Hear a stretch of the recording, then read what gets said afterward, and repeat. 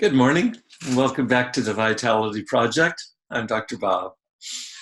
Yesterday, we moved from a previous exercise that we had offered up, which required for us to reflect on our own experiences across our life of hitting bottom in addiction and moving into recovery. We moved from that into an examination yesterday of the very foundational role of trust in our development from childhood into adulthood. As we established yesterday, every single person, every one of us, needs this foundation of trust. And we started off yesterday by having each one of us reflect on how it went for us in our own early development. Did we have someone, ideally a parent, who provided for us a safe and trustworthy anchor as we began to navigate the complexities that come to each one of us after we're born?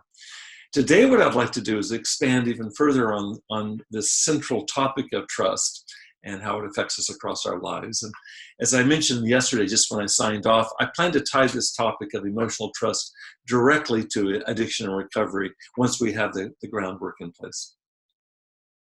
So just by way of review, we start off life in a highly vulnerable state and in need of a trustworthy mentor in the form of a parenting figure to help us to begin to make sense of what is otherwise an overwhelmingly complex environment. Not only do we need that parent to be reliable and consistent, to help us make sense of the world around us, but we also need them from something else, and this is what it is that we need them for.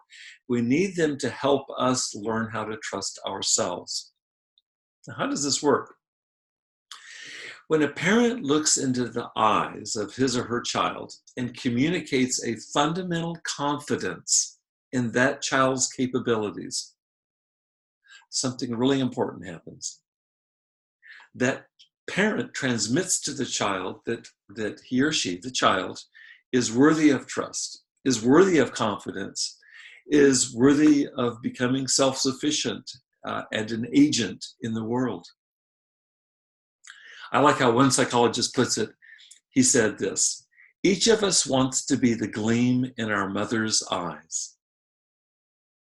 Now, that gleam that the psychologist is referring to is simply a prizing of that child's specialness, including the potential to be anything and everything that the child wants to be.